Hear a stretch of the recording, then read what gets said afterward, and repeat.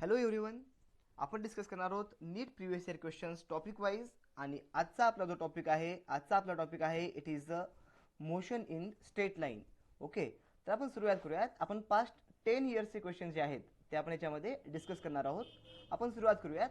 आजचा first question आहे जो आला होता नीट 2020 मध्ये. क्वेश्चन काय सांगतोय बघा. A ball is thrown vertically downward with a velocity of 20 meter per second from the top of the tower. If it hits the ground after some time with a velocity of 80 meter per second, what is the height of tower? Use g is equal to 10 meter per second square. So what is given to you in this question? आपल्याला question मध्ये काय काय दिलंय बघा. बॉलला आपण throne केलं होतो खाली with the velocity, initial velocity u is equal to किती आली 20 meter per second square. Okay, तो ग्राउंडला स्ट्राईक केला होता with the velocity v is equal to 80 meter per second. Okay, त्याच्यानंतर आपल्याला काय सांगितलंय, use acceleration due to gravity A is equal to G is equal to 10 metre per second square. आणि आपल्याला विचारलंय काय, ह्या टॉवरची हाईट किती आहे. क्वेश्चन खूप सोपा आहे. आपण जर फॉर्म्युला बघितला आपण यूज करू शकतो इक्वेशन ऑफ मोशन. आणि इक्वेशन ऑफ मोशन मध्ये आपल्याला इक्वेशन कोणतं वापरायचं या ठिकाणी, V square minus U square is equal to 2as. In the form of gravity आपण कसं लिहू शकतो, V square minus U square is equal to 2gh. कारण या ठिकाणी डिस्प्लेसमेंट इज इक्वल टू किती असेल, हाईट ऑफ द टॉवर. त्याचबरोबर इथं साइन आपण सगळ्यांचंच पॉझिटिव्ह घेऊ शकतो. त्याचं कारण काय, velocity, initial velocity, final velocity आणि gravity all are in the downward direction. आता आपण जर व्हॅल्यू पुटअप करायला गेलो, व्हीची व्हॅल्यू आहे 80 square minus 20 square is equal to 2 into g ची व्हॅल्यू परत 10 अपॉन इंटू एच. आता आपल्याला सॉल्व्ह केल्यानंतर काय येतं, 80चा square 6400 minus 400 is equal to 20h. On solving this we will get 6000 is equal to 20h or simply h is equal to 300 meter. So what is the height of the tower? Height of the tower is equal to 300 meter. आतापर्यंतचा सगळ्यात सोपा question म्हणला तरी चालेल तुम्हाला. Okay, लक्षामध्ये आलं. आणि आन्सर किती आलं आपलं, it is equal to 300 meter. आपण बघूयात पुढचा क्वेश्चन कसा होता. पुढचा क्वेश्चन काय सांगतोय बघा. Preeti reached the metro station and found that the escalator was not working. She walked up with stationary escalator in time t1. Okay, on the another days, if she remains stationary on the moving escalator, then the escalator keeps her up in the time t2. The time taken by her to walk up on the moving escalator will be. आधी आपण बघूयात क्वेश्चनची नेमकी तुम्हाला situation काय काय सांगितलेली आहे. Okay, आपल्याला क्वेश्चन मध्ये नेमकं काय काय सांगितलेलं आहे बघा. सपोज करा this is the escalator. Okay, let suppose that this is the escalator who has distance is equal to d. त्याचं डिस्टन्स किती आहे, डी इतकं आहे. ओके, आता सांगितलं काय पहिल्या केसमध्ये, let suppose that velocity of Preeti. Okay, velocity of Preeti is equal to v1 आणि प्रीतीला लागलेला टाइम किती आहे, time is equal to T. Distance cover करायसाठी प्रीतीला लागलेला टाइम किती आहे, it is equal to T. Okay,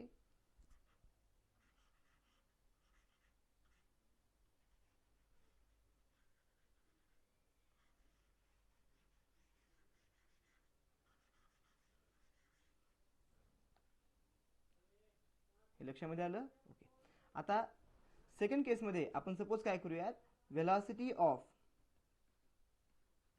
इस्केलेटर is equal to v2 आणि त्याला लागलेला टाइम किती आहे, time is equal to t2. हे लक्षामध्ये आले तुम्हाला. ओके, डिस्टन्स प्रत्येक केसमध्ये सेम असेल आणि डिस्टन्स किती असेल प्रत्येक केसमध्ये, डिस्टन्स इज इक्वल टू किती असेल तुमच्याकडे, डी असेल. आता फर्स्ट केसमध्ये काय सांगितलंय, प्रीतीला हे जी डिस्टन्स तिनं कव्हर केली होती कितीच्या स्पीडने केली होती, v1च्या केसनं. टाइम किती लागला होता, t1.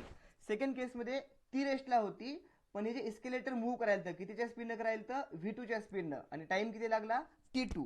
तुम्हाला थर्ड केसमध्ये काय विचारले बघा. आता थर्ड केसमध्ये तुम्हाला काय विचारले, प्रीती सुद्धा मूव्ह करायली आहे. ओके, कितीनं, v1नं आणि हे एस्केलेटर सुद्धा मूव्ह करायला आहे कितीनं, v2नं. आता लागलेला टाइम तुम्हाला सांगायचा आहे. ओके, प्रश्न कळाला.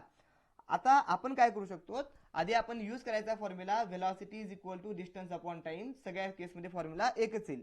तर प्रीतीसाठी फॉर्म्युला किती येईल हा? फॉर प्रीती आपण सांगू शकतो for Preeti v1 is equal to D by t1. Okay, equation number 1 घेतलं.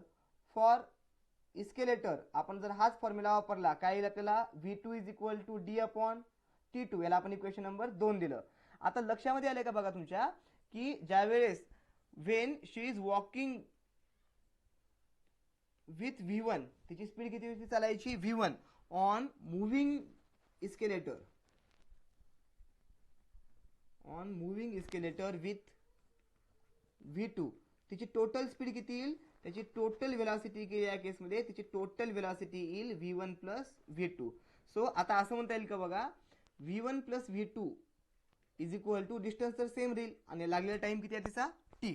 आता समजा इथं आपण इक्वेशन 1 ला आणि 2 ला पुटअप केलो इन्स्टेड ऑफ v1 v2, तर आपल्याकडे इक्वेशन काय येईल? आता v1 च्या ऐवजी मी लिहू शकतो is equal to d upon t1 plus d upon t2 is equal to d upon t.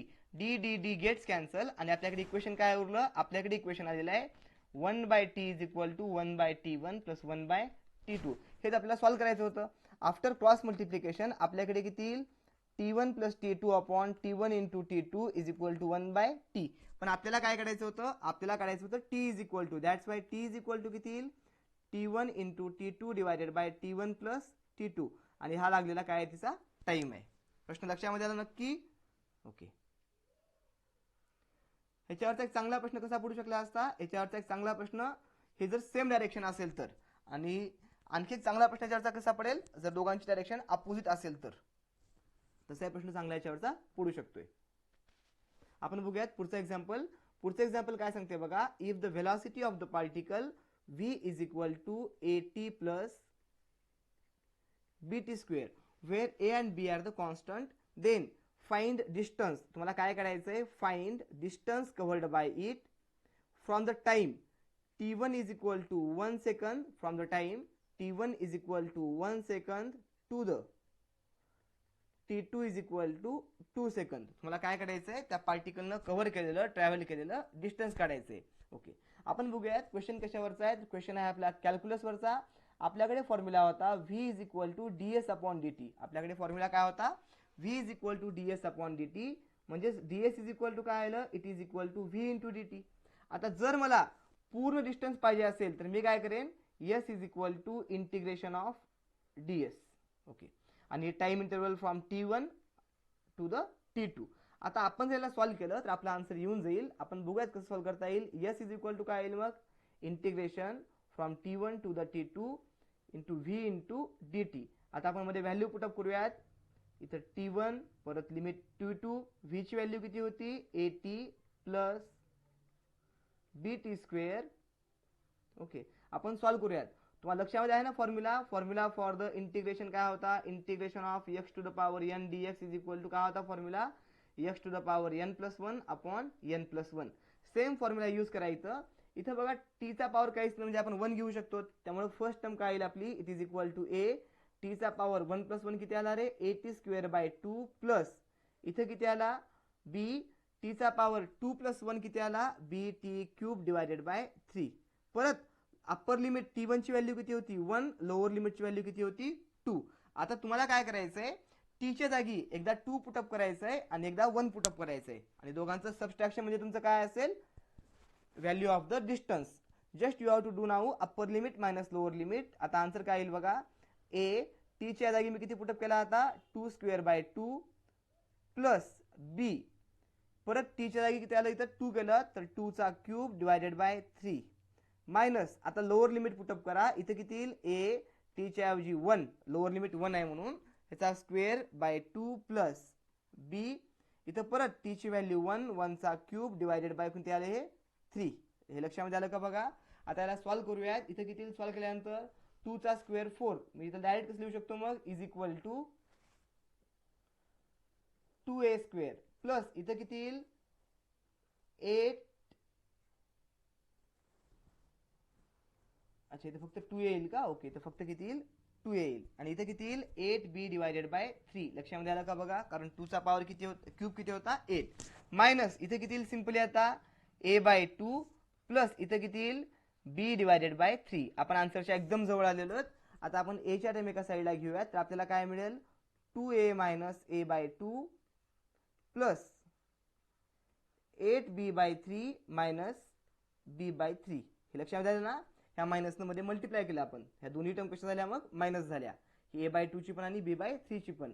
आता हे किती येईल सिंपली 4a मायनस a म्हणजे किती आलं 3a बाय 2. ओके, प्लस ह्या दोघांचे तर बेस कॉमन आहेत म्हणजे उत्तर किती येईल 7b by 3. And the correct answer for the displacement or distance covered is 3a by 2 plus 7b by 3.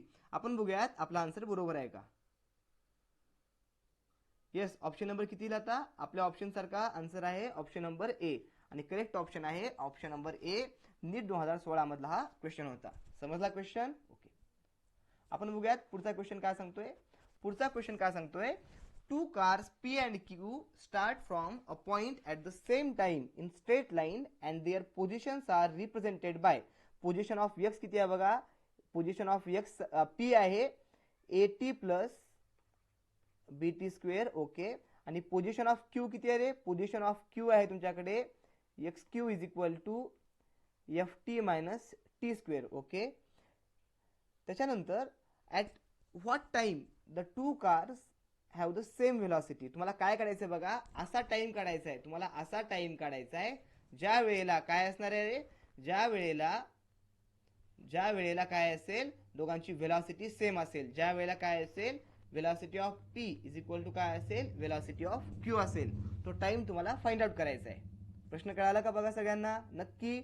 आधी xp दिले, आता आपण इथे vp असे काढता येईल का बघा बरं, vp is equal to dxp by dt. ओके, आपण जर इथे व्हॅल्यू पुटअप केल्या, ह्याला आपण इक्वेशन नंबर 1 देऊ. इथे किती येईल d by dt of 80 plus bt square. ह्याला जर आपण सॉल्व्ह केलं तर आपल्याकडे काय येईल, दॅट इज आता परत तोच तुमचा फॉर्म्युला डिफरन्शिएशनचा फॉर्म्युला लक्षामध्ये आहे ना, काय सांगतोय रे डिफरन्शिएशनचा फॉर्म्युला आहे का बघा लक्षामध्ये, dxn by dt dx is equal to काय फॉर्म्युला आपला सांगा, n x to the power n minus 1. आता इथं परत x चा पॉवर t चा पॉवर 1 आहे म्हणजे आपल्याकडे काय येईल फक्त a प्लस इथे किती येईल 2bt. हा कुणाची व्हॅल्यू आली, vp ची आली.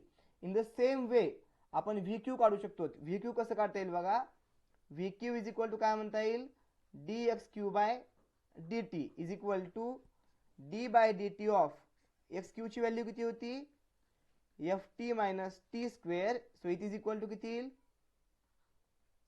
f minus 2t. ही व्हॅल्यू कुणाची आली vq ची.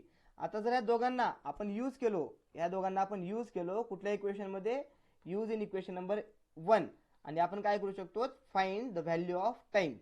आता कसं करता येईल मग या केसमध्ये, आपल्याला काय होतं vp is equal to vq माहित होतं, vp ची व्हॅल्यू किती आली a plus 2bt. Okay, is equal to f minus 2t. f minus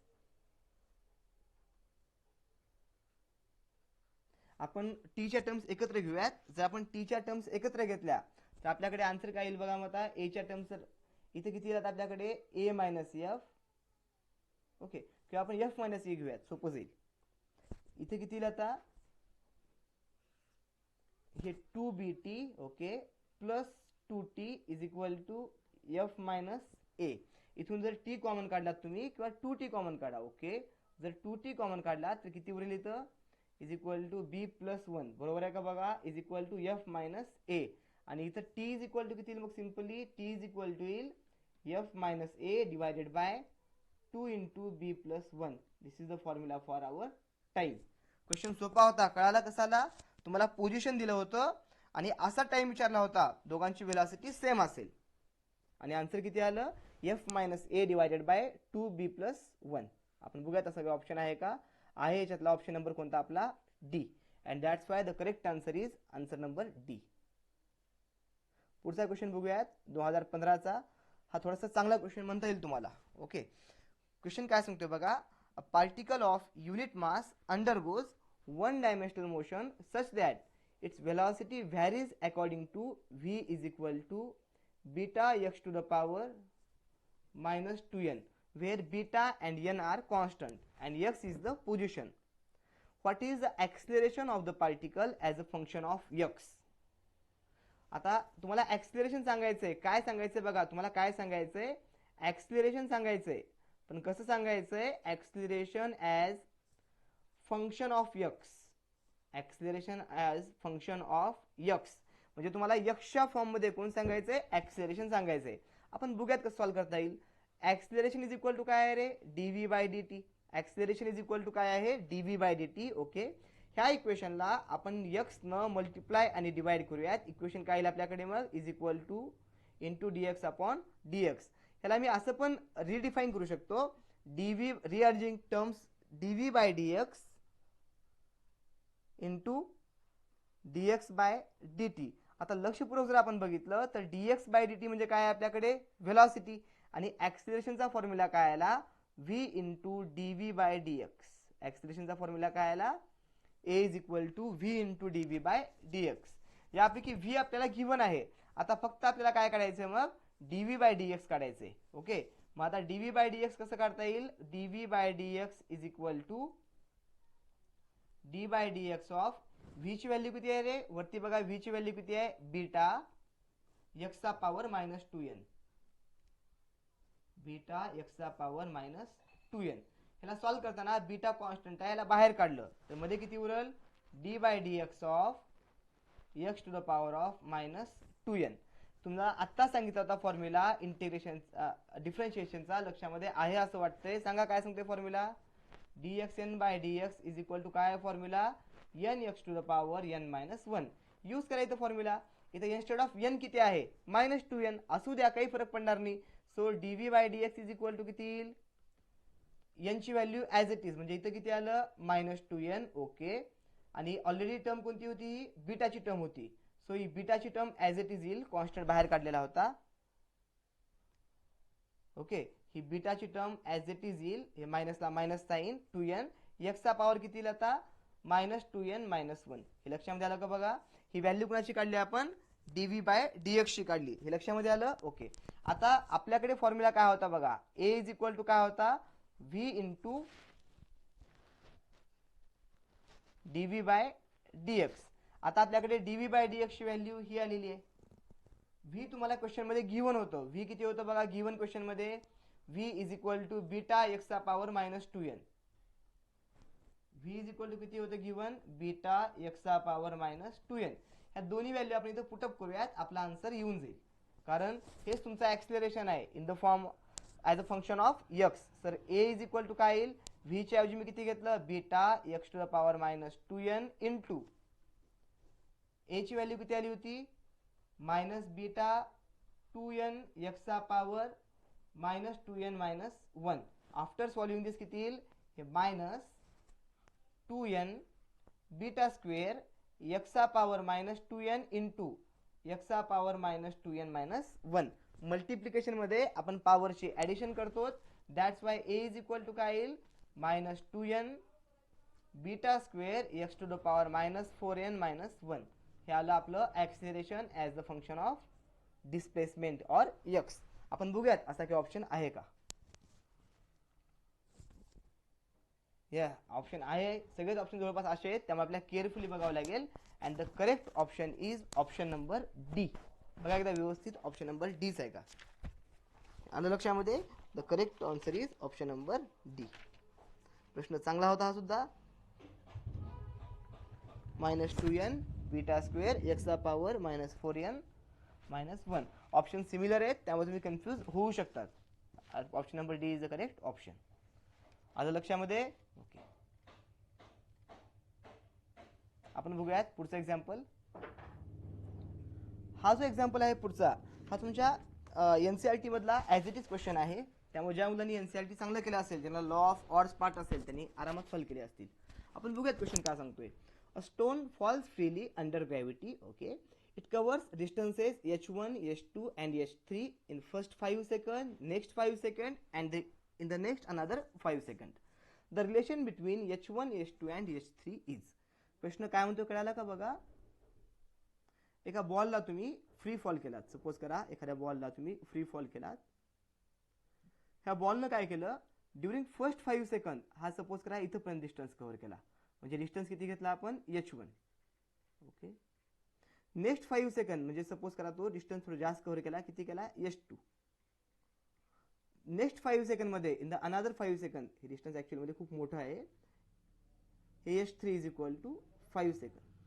तुम्हाला रिलेशनशिप विचारली आहे h1 मधली, h2 मधली आणि h3 मधली. प्रश्न कळाला का बघा. ओके, आता असं म्हणता येईल का बघा, इन फर्स्ट 5 सेकंद त्याने किती कव्हर केलेलं आहे h1. इन फर्स्ट 10 सेकंद, पहिल्या 10 सेकंदामध्ये तो किती खाल्ले याला रे, h1 प्लस h2. आलं का बघा. अँड इन फर्स्ट 15 सेकंद आणि पहिल्या 15 सेकंदामध्ये त्याने किती कव्हर केला, h1 plus h2 plus h3. हे कळालं का बघा. हीच तुमच्या क्वेश्चनची हिंट आहे. आता त्याला कसं सॉल्व्ह करता येईल बघा, कारण आपण जर असं सॉल्व्ह करायचं म्हणजे थोडेसे कॉम्प्लिकेशन्स वाढणार आहेत, त्याला आपण सिंपल वे मध्ये करूयात सॉल्व्ह. आता काय म्हणता येईल बघा आपल्याला, फॉर फर्स्ट, ह्या ह्याच्यातल्या फर्स्टसाठी, फॉर फर्स्ट पहिल्या केससाठी मी s इज इक्वल टू किती घेऊ शकतो, h1, आणि टाइम किती घेऊ शकतो मी 5 सेकंद, आणि initial velocity u is equal to किती घेणार 0, ड्रॉप केलं होतं. इक्वेशन काय होतं आपलं, s equal to ut plus half at square. च्या ऐवजी पहिल्या सेकंदासाठी डिस्टन्स किती होतं आपल्याकडे कव्हर केलेलं h1, u तर 0 आहे म्हणजे फक्त हाफ g, t किती होता 5 चा स्क्वेअर, म्हणजे h1 इज इक्वल टू किती आला 25/2g. कळालं का बघा. ही व्हॅल्यू कुणाची आली आपली, this is the value of h1. आलं का लक्षामध्ये बघा. ओके, आता असंच आपण जर समजा फॉर फर्स्ट, आपण समजा सेकंड केस मध्ये फॉर फर्स्ट 10 सेकंद घेतलं,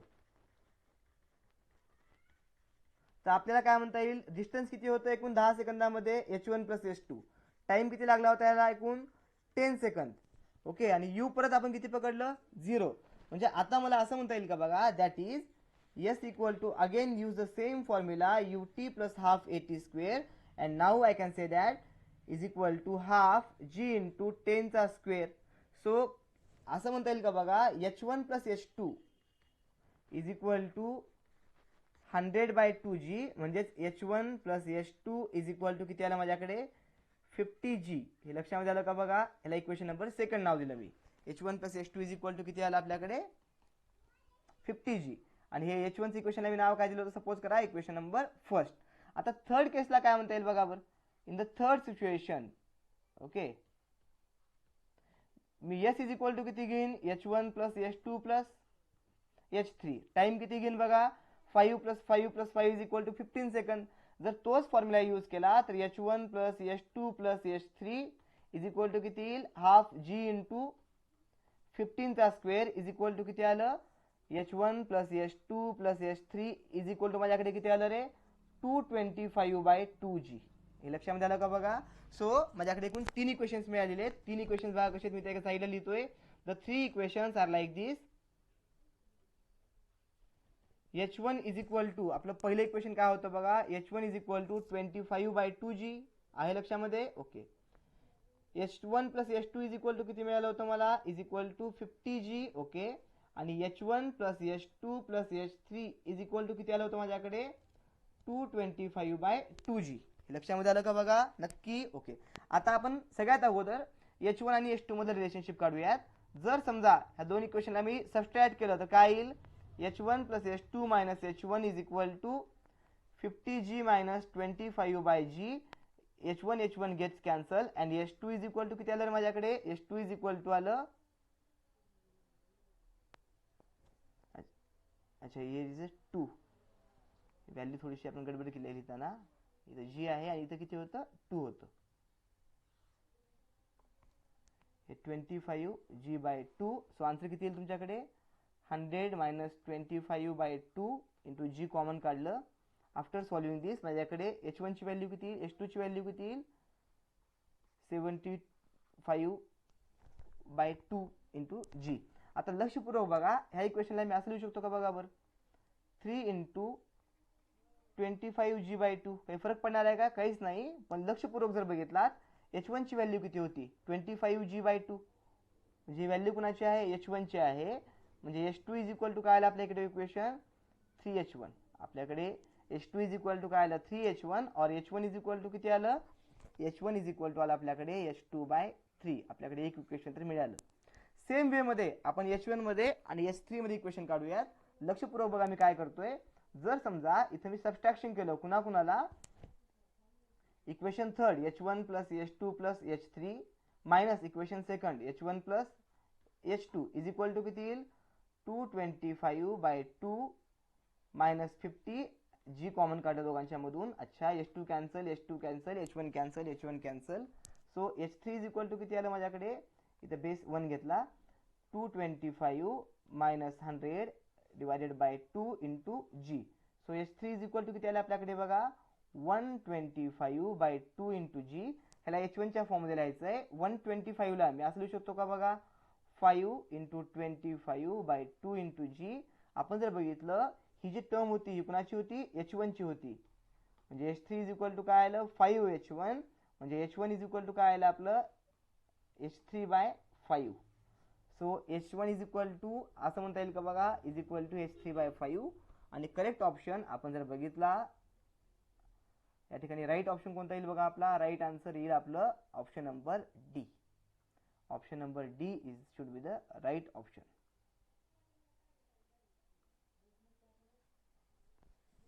आलं लक्षामध्ये. हा पण क्वेश्चन छान होता. बघूयात पुढचा क्वेश्चन. पुढचा प्रश्न काय सांगतोय बघा the motion of a particle along a straight line is described by x is equal to 8 plus 12t minus t cube where x is in the meter, t is in the second. What is the retardation of the particle when velocity becomes 0? विचारलं काय बघा तुम्हाला acceleration किती आहे. Retardation म्हणजेच काय आहे negative acceleration when velocity is equal to 0.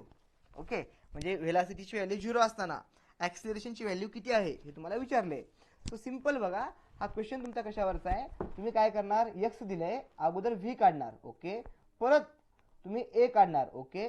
तुम्ही पुन्हा काय करणार ह्या व्हेलॉसिटीला 0 सोबत कंपेअर करणार आणि टाइम काढणार आणि हा टाइम तुम्ही कुठं पुटअप करणार ऍक्सिलरेशनच्या इक्वेशन मध्ये आणि हेच तुमचं काय असणार आहे फायनल आन्सर. आपण करूयात सॉल्व. क्वेश्चन खूप सोपा आहे. हा फॉर्म्युला लक्षात ठेवा dxn/dx is equal to nx to the power n-1. फॉर्म्युलेशिवाय पर्याय नाही. कॅल्क्युलस तुम्हाला यायलाच पाहिजे. क्वेश्चन्स आहेत तुम्ही बघतात. तर सगळ्यात अगोदर आपण v काढूयात. v इज इक्वल टू काय रे formula dx/dt. v is equal to formula काय dx/dt म्हणजे d/dt ऑफ काय आलं 8 plus 12t minus t cube. Okay 8 plus 12t minus t cube. आता इथं काय येईल बघा 8 चा पॉवर काहीच नाही म्हणजे काय 0 आहे म्हणजे टर्म निघून गेली. दुसरी टर्म किती आली फक्त तुमची 12 आली आणि मायनस इथं किती आलं 3t². हा कुणाचा फॉर्म्युला आला व्हेलॉसिटीचा फॉर्म्युला आला. तुम्हाला माहिती आहे जर आपण व्हेलॉसिटीला आणखी एकदा डिफरन्शिएट केलो तर तुम्हाला ऍक्सिलरेशन मिळेल a इज इक्वल टू काय येईल dv/dt इज इक्वल टू काय येईल मग d/dt ऑफ 12 मायनस 3t². आता परत डेरिव्हेटिव्ह ऑफ कॉन्स्टंट किती आहे तुमचा इज इक्वल टू 0 म्हणजे आपल्याकडे इक्वेशन काय मिळालं आता आपल्याला काय मिळालं हे 0 आलं मायनस 3 इंटू 2 6t. ऍक्सिलरेशनची व्हॅल्यू किती आली म्हणजे आपल्याकडे a इज इक्वल टू आलेला आहे मायनस 6t. आता आपल्याला काय करायचं बघा हे जे इक्वेशन आहे व्हेलॉसिटीचं ह्या इक्वेशनला 0 सोबत जर आपण कम्पेअर केलो तर तुम्हाला काय मिळेल टाइम मिळेल आणि तो टाइम तुम्ही काय करणार ह्या इक्वेशन मध्ये पुटअप करणार. So v is equal to आपण जर 0 घेतला तर काय येईल 12 minus 3t² is equal to किती आलं 0 और 12 इज इक्वल टू किती आलं मग 3t² म्हणजे t² इज इक्वल टू किती आला 4. तर t इज इक्वल टू किती आला 2 सेकंद कारण टाइम किती निगेटिव्ह मध्ये नसणार आहे म्हणजे t इज इक्वल टू काय आला 2 सेकंद. ही जर व्हॅल्यू आपण इथं पुटअप केलो तर a इज इक्वल टू काय येईल minus 6 into 2 is equal to minus 12. Unit किती आलं मीटर पर सेकंड स्क्वेअर. याचं कारण काय होतं तुम्हाला गिवन दिलेलं आहे टाइम कशामध्ये आहे सेकंड मध्ये आणि डिस्टन्स कशामध्ये होता मीटरचा आणि हे तुमचं आन्सर आलेलं आहे. प्रश्न हा पण फार काय असं लॉजिकल नव्हता. तुम्हाला सिंपली काय काढायचं होतं असं ऍक्सिलरेशन ज्यावेळेस व्हेलॉसिटी काय असेल 0 आणि आपला आन्सर आलेला आहे. आन्सर किती आलं आपलं 12 मीटर पर सेकंड स्क्वेअर. आपला आन्सर मायनस काय आलेला आहे आपण ऍक्सिलरेशन काढलंय आणि इथं विचारलंय काय रिटार्डेशन. पुढचा बघूयात क्वेश्चन नंबर 8. काय सांगतोय बघा question number 8. A boy standing at the top of the tower of 20 metre height drops a stone. परत तोच आपण जसा पहिला क्वेश्चन टाईपचा क्वेश्चन आहे. एक टॉवर आहे, let's call height of the tower is equal to 20 metre. तुम्हाला गिवन काय दिलंय, H is equal to 20 metre. Okay, ह्यानं स्टोनला फक्त काय केला, ड्रॉप केला, म्हणजे यू इज इक्वल टू काय आला, 0. Okay, assuming that G is equal to 10 metre per second square velocity with which it hits the ground. प्रश्न काय आला का बघा, असे किती वेलॉसिटीनं हा व्हीनं याला येऊन हिट करायला विचारलंय. आपला परत इक्वेशन नंबर 1 सारखा same formula, V square minus U square is equal to 2a, आपली इक्वेशन ऑफ मोशन. याला आपण टाइमच्या केसमध्ये कसं लिहू शकतो, किंवा ग्रॅव्हिटीच्या केसमध्ये V square minus U square is equal to 2gh. आलं लक्षामध्ये. ओके, आता आपण व्हॅल्यू पुटअप करूयात. सो व्ही स्क्वेअर मायनस 0, कारण आपण ड्रॉप केला होता, 2 इंटू जी ची व्हॅल्यू परत 10 आणि टॉवरची हाईट किती होती, 20. After solving this V square is equal to काय येईल, 400. और simply V is equal to किती येईल तुमच्याकडे, मग व्ही इज इक्वल टू येईल 20 मीटर पर सेकंड. हा याला कितीने हिट करेल, it will hit with the 20 meter per second. Equation of मोशनचा सिंपल क्वेश्चन होता आणि आन्सर काय आहे, correct answer is option number b. पुढचा बघूयात क्वेश्चन नंबर 9 काय सांगतोय. हा क्वेश्चन नंबर 9 छान आहे आणखी.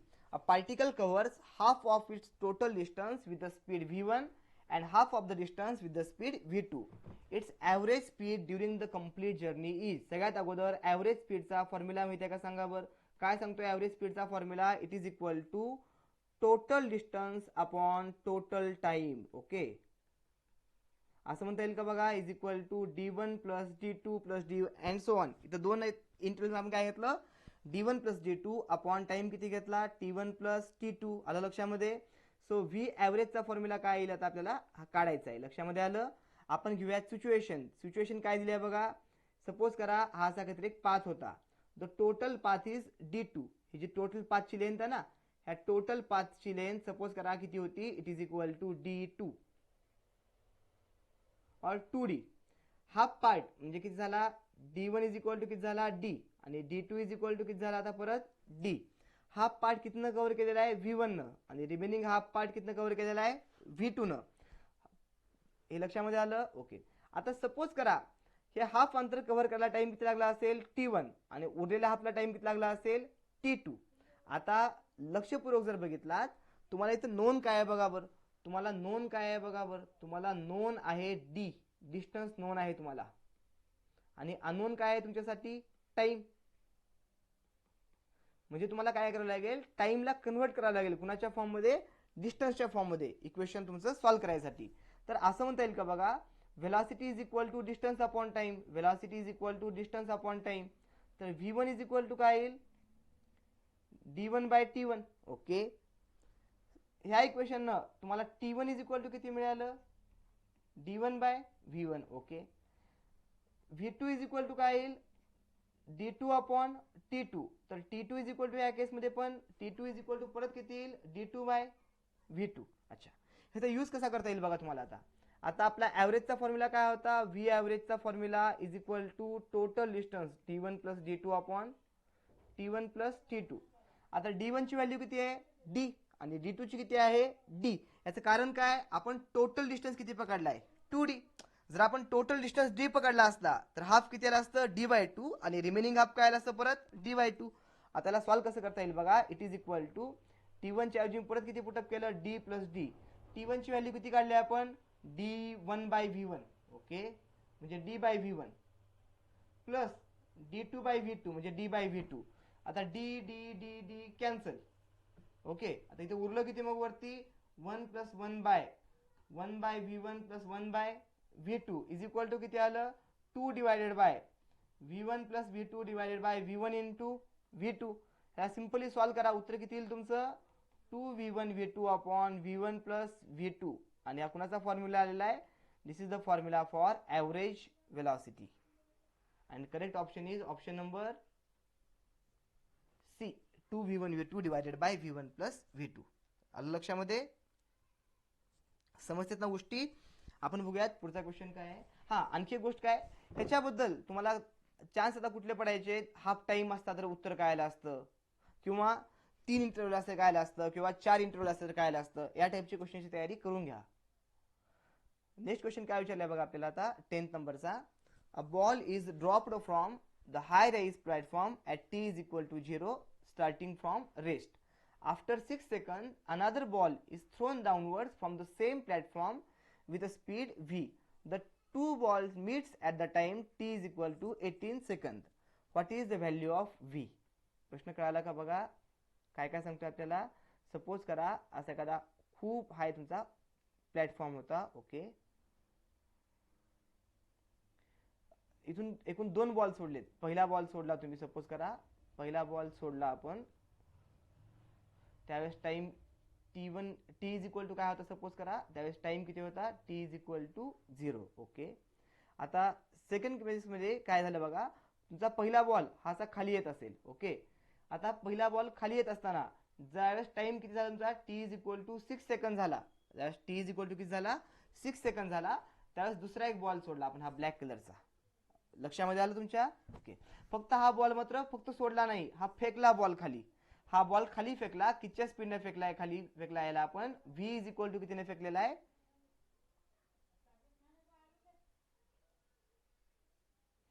ही तुम्हाला काढायची आहे. याला आपण वेळासाठी v दिलं.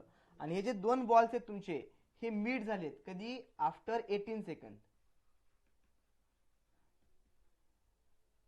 आणि तुम्हाला v ची व्हॅल्यू काढायची आहे. प्रश्न कळाला का बघा. ओके, आता क्वेश्चनला सॉल्व्ह कसं करता येईल बघा. 2 बॉल मीट झाल्याचा अर्थ काय रे, 2 बॉल मीट झाले, 2 बॉल मीट झाले याचा अर्थ काय, त्यांनी सेम डिस्टन्स कव्हर केलं ऍट सेम टाइम. म्हणजे त्यांचं सेम टाइमला 18 सेकंदाला दोघांचं पण काय असणार आहे, डिस्टन्स काय असणार आहे, दोघांचं पण सेम, दोघांची पोझिशन सेम. आता फॉर बॉल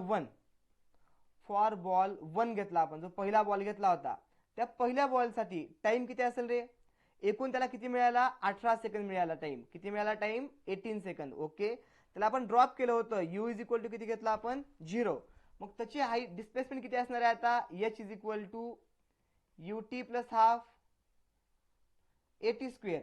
u तर 0 होतं, म्हणजे आपण काय घेतलं, h is equal to half g. t ची व्हॅल्यू किती होती यासाठी 18 चा स्क्वेअर. हे लक्षामध्ये आलं का बघा. आता g ची व्हॅल्यू आपण काय पकडायची आहे 10. तुम्ही घ्या किंवा न घ्या फरक पडणार नाही त्या केसमध्ये. ओके,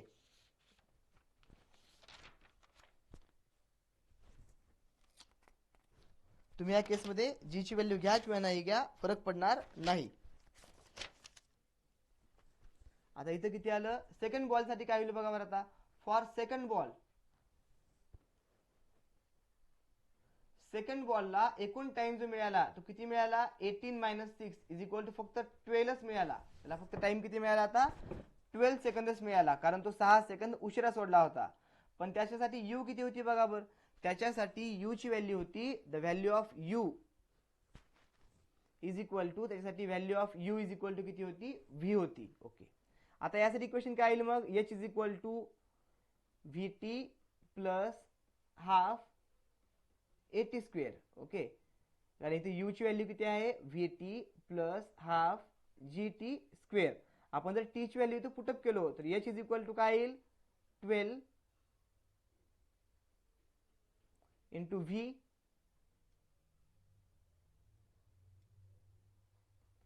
प्लस हाफ 10 इंटू 144 चा स्क्वेअर करून घेतला आपण. हे लक्षामध्ये आलं का बघा. याला सॉल्व करते किती आता आन्सर आहे 12v प्लस हे किती आलं, I think it is 72. Okay, is is clear 72. So 72 आपण जी पुट इंटू आपण जी पुटअप करूया, चालेल का बघा 72g. ओके, आता इथं h किती होतं आपल्याकडे, या केसमध्ये h इज इक्वल टू किती आलं होतं आपल्याकडे, या केसमध्ये h किती आलं होतं बघा 18 चा स्क्वेअर किती आहे रे, 18 चा स्क्वेअर आहे 334. So 1/2 into g into 324. Okay, and 324 divided by 2 is equal to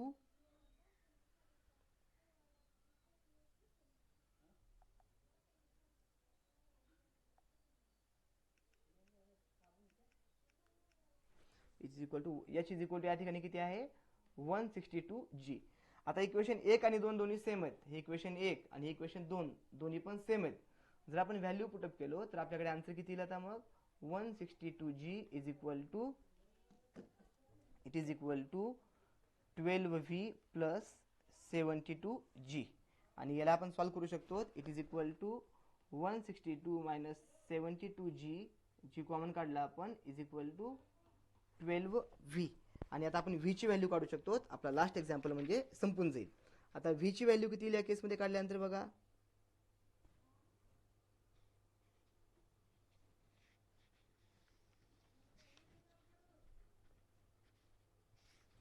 आता दोघांचा डिफरन्स घ्या. हा डिफरन्स किती येईल. That difference is coming out to be 162 minus 72